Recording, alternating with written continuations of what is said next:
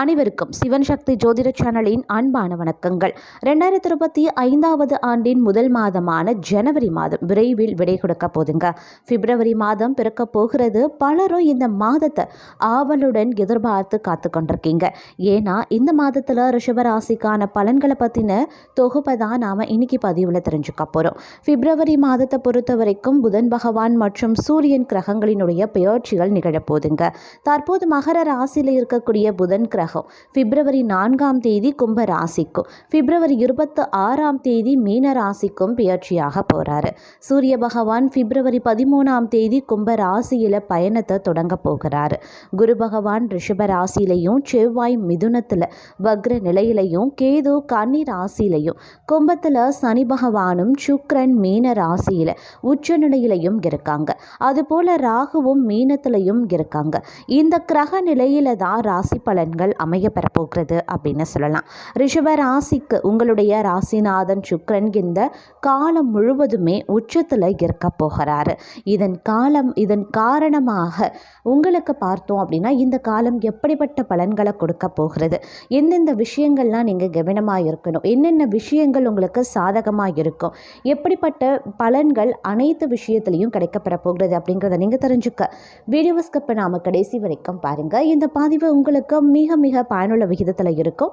ரிஷப ராசியில் பிறந்த அனைத்து நட்சத்திர நண்பர்களுக்கும் இந்த பதிவு மிகவும் அருமையாகவும் பயனுள்ள விகிதத்திலையும் அமையப்பெறும். வீடியோக்குள்ளே போகிறதுக்கு முன்னாடி இது வரைக்கும் நீங்கள் நம்ம சேனலை சப்ஸ்கிரைப் பண்ணல அப்படின்னா உடனே சிவன் சக்தி ஜோதிட சேனலை சப்ஸ்கிரைப் பண்ணிக்கோங்க. அப்படியே பக்கத்தில் இருக்கக்கூடிய நோட்டிஃபிகேஷனுக்கான பெல் பட்டனையும் ப்ரெஸ் பண்ணிக்கோங்க. சரி நேயர்களே, வாங்க வீடியோக்குள்ளே போகலாம். ரிஷப ராசிக்காரர்களே, இந்த காலம் முழுவதும் பார்த்தீங்க அப்படின்னா உங்களுடைய வாழ்க்கையில் பல விதத்தில் ஏற்ற தாழ்வுகள் இருக்கக்கூடிய வகையில் அமையப்பெறுகிறது அப்படின்னு சொல்லலாம். அதே மாதிரி பொருளாதார ரீதியாகவும் பார்த்தீங்க அப்படின்னா கொஞ்சம் சுமாரான பலன்களை தான் நீங்கள் எதிர்பார்க்க முடியுங்க. புதிய தொழில் முயற்சிகளில் நீங்கள் தைரியமாக இறங்கலாம். இருந்தாலும் சிந்தித்து ஆலோசனை பண்ணி நீங்கள் செய்கிறது ரொம்ப ரொம்ப அற்புதமாக இருக்கும் அப்படின்னு சொல்லலாம். அதே மாதிரி தொழிலில் புதிய பார்ட்னர்கள் உங்களுக்கு கிடைப்பதற்கான வாய்ப்புகள் இருக்குங்க. பாக்கியஸ்தானம், கர்மஸ்தானம், லாபஸ்தானம் ஆகிய 3 முக்கிய அமைப்புகளை புதன் பகவான் அலங்கரிக்க போகிறாரு இந்த காலகட்டத்தில். அதே போல் சூரிய பகவான் 10வது இடத்துல பாக்கியஸ்தானத்தில் இருக்கிறதுனால உத்தியோகஸ்தர்களை பொறுத்த வரைக்கும் இந்த காலம் ரொம்பவும் அற்புதமான காலம் அப்படின்னு சொல்லலாம். இது நாள் வரைக்கும் உங்களுடைய பணிகளில் இருந்து வந்த தடைகள் அனைத்துமே கொஞ்சம் கொஞ்சமாக விலகவும் ஆரம்பிச்சிடுங்க. அதே சமயம் இந்த நேரத்தை பொறுத்த வரைக்கும் பல்வேறு வகைகளில் பார்த்தோம் அப்படின்னா உங்களுக்கு நிம்மதியான காலமாக இருக்க பெற்றாலும் சில விஷயங்களில் கொஞ்சம் சிரமத்தை நீங்கள் எதிர்கொள்ள வேண்டியதாக இருக்கும். என்ன மாதிரியான விஷயங்களை உங்களுக்கு நிம்மதியை, சுபிக்ஷத்தை, சாதகமான நிலையை உருவாக்கும் அப்படின்னு பார்க்கும் பொழுது உங்களுக்கு இந்த காலகட்டத்தில் வசதி வாய்ப்புகள் பெருக ஆரம்பிக்கும். குடும்பத்தை பொறுத்த வரைக்கும் மகிழ்ச்சி நிலவக்கூடிய ஒரு அற்புதமான காலகட்டம். திருமணம் ஆகாதவர்களுக்கு திருமண வாய்ப்பு கைகூடி வருங்க. அதே மாதிரி காதலில் இருக்கிறவங்க, இல்லை காதல் புதியதாக மலர்ந்தவர்கள், இல்லை காதலரை தேடிக்கொண்டிருக்கிறவங்களுக்கு காதல் வெற்றி அடைய வாய்ப்புகள் அதிகபட்சமாக இருக்கிறது. வருமானத்தை பொறுத்த வரைக்கும் பல மடங்கு பெருகவும் வாய்ப்புகள் இருக்குது. அதே சமயம் செலவுகள் மற்றொரு புறம் அதிகரிக்கும். அப்படிங்கிறதுனால பொருளாதார ரீதியாக, வருமானம் ரீதியாக கொஞ்சம் ஏற்ற தாழ்வுகளையும் சறுக்கல்களையும் நீங்கள் எதிர்கொள்ள வேண்டியதாகவும் இருக்கலாம். அதே மாதிரி சுப செலவுகளும் அடிக்கடி ஏற்படுங்க. வேலை மற்றும் தொழிலில் பெரிய வளர்ச்சி நீங்கள் காண்பதற்கான வாய்ப்பு இருக்குது. ரிஷபராசிக்கு இந்த காலகட்டத்தின் துவக்கத்திலேயே வக்ர நிவர்த்தி அடையக்கூடிய குரு பகவான் ஒரு சில விதங்களில் நற்பலன்களையும் ஒரு சில விதங்களில் நெருக்கடிகளையும் ஏற்படுத்தத்தான் செய்வார்.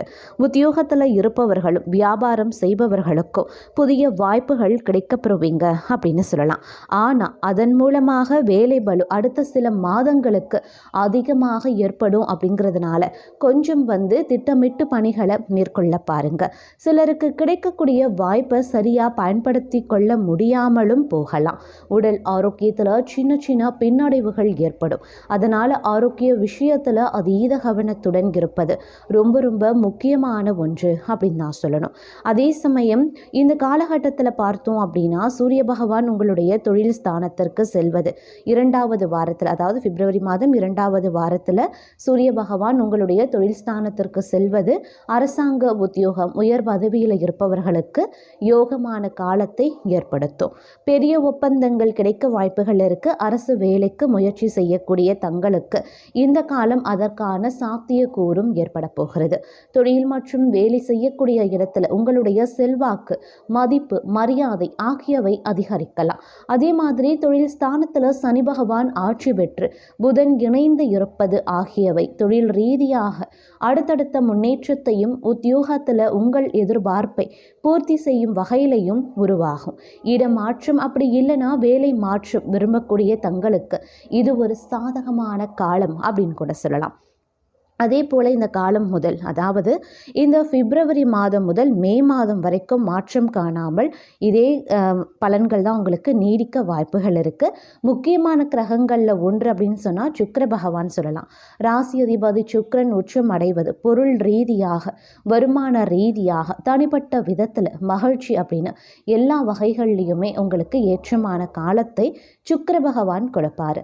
இருந்தாலும் எதிரிகள் சில நேரங்கள் உங்களுக்கு தொல்லையும் கொடுக்கத்தான் செய்வாங்க. அதையும் நீங்கள் சமாளித்து வெளிவர வேண்டியதாகவும் இருக்க பெறலாம். அதே மாதிரி செல்வாக்கு மிக்க நபர்கள் மூலமாக வியாபாரத்தில் மிகப்பெரிய வளர்ச்சி அப்படி இல்லைனா பெரிய லாபம் கிடைக்க பெறுவீங்க.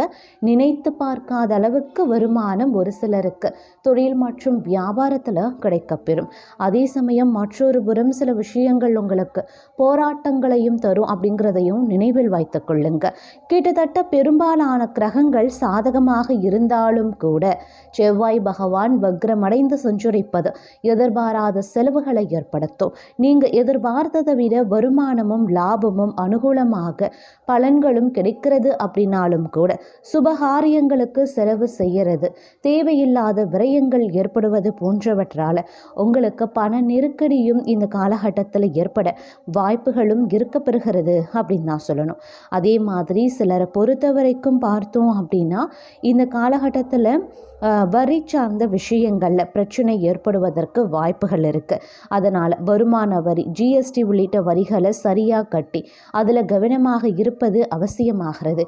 அப்படி இல்லைனா இனிமேல் இடிவிழற அளவுக்கு பிரச்சனைகளை நீங்கள் சந்திக்க வேண்டியதாகவும் இருக்கலாம் அப்படிங்கிறதையும் நினைவில் வைத்து கொண்டு செயல்பட பாருங்க. அதே போல் இந்த காலகட்டத்தில் பார்த்தோம் அப்படின்னா 13ஆம் தேதிக்கு பிறகு குரு பகவானும் சூரிய பகவானும் 10வது இடத்துல அமரப்போகிறாங்க. அதனால் அரசு துறை சம்பந்தப்பட்ட விஷயங்களில் கருத்து வேறுபாடு ஏற்பட வாய்ப்புகள் அதிகபட்சமாக இருக்குது. அந்த விஷயத்தில் அதிக கவனத்தோடு இருக்க பாருங்க. செவ்வாய் வக்ரமாக இருக்கிறதுனால வாக்குஸ்தானத்திலையும் நீங்கள் சற்று கவனமாக இருக்கணும். அதாவது யாருக்கும் வாக்கு கொடுப்பதற்கு முன்பாக பலமுறை சிந்தித்து செயல்பட வேண்டியது அவசியமான ஒன்று அப்படின்னு தான் சொல்லணும். சில நேரங்களில் இந்த காலம் அப்படிங்கிறது நிதி நிலைமையை கொஞ்சம் மோசமாக்க செய்யும். அன்றாட செலவுக்கு கூட சில பேர் கடன் வாங்க வேண்டியது அப்படிங்கிற ஒரு சூழ்நிலை உருவாகலாம். இருப்பினும் கவலைப்பட வேண்டாம். இந்த காலம் உங்களுக்கு பார்த்தோம் அப்படின்னா ஓரளவுக்கு நிதி பற்றாக்குறையை சமாளிக்கக்கூடிய வகையில் உங்களுக்கு பண வருவாயை தரும். இருந்தாலும் உங்களுடைய பட்ஜெட் போட்டு திட்டமிட்டு செலவுகள் செய்யக்கூடிய பட்சத்தில் அதை சமாளிக்க முடியும். அப்படி இல்லைங்கிற பட்சத்தில் நீங்கள் நிதி சிக்கலில் சிக்கிக்கொள்ளவும் வாய்ப்புகள் இருக்குது. அதனால் கொஞ்சம் கவனமாகவும் இருக்க பாருங்கள். இந்த காலகட்டத்தை நீங்கள் நகர்த்தி செல்வதில் சிரமம் இருக்கத்தான் செய்யும். இறைவன் மீது பாரத்தை போட்டு விடுங்க. இருக்கக்கூடிய வேலையை கெட்டியாக பிடிச்சு கொள்ளுங்க.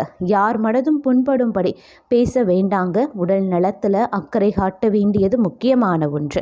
அதே மாதிரி இந்த காலகட்டத்தை பொறுத்த வரைக்கும் அனைத்து விஷயங்கள்லையுமே சிக்கல்கள் உங்களுக்கு உருவாக செய்யும். ஆனாலும் நீங்கள் உங்களுடைய புத்திசாலித்தனத்தால் மேற்கொள்ளக்கூடிய முயற்சிகளின் அடிப்படையில் ஒவ்வொரு பிரச்சனைகளையும் சிக்கல்களையும் தீர்ப்பதற்கான வாய்ப்பு இருக்குது.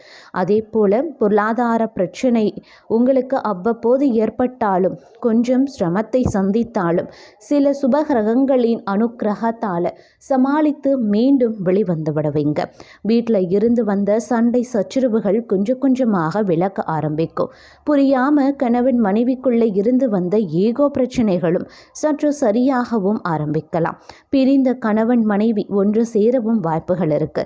வேலையில் கொஞ்சம் அமைதி காக்க பாருங்க.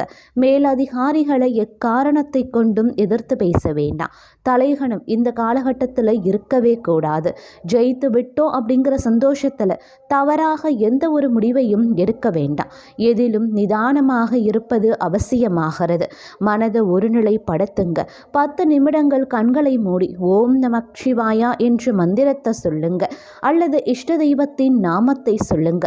இந்த காலம் அனைத்து வகைகளிலையும் சுபிக்ஷத்தையும் சாதகமான நிலைகளையும் உங்களுக்கு ஏற்படுத்தும்.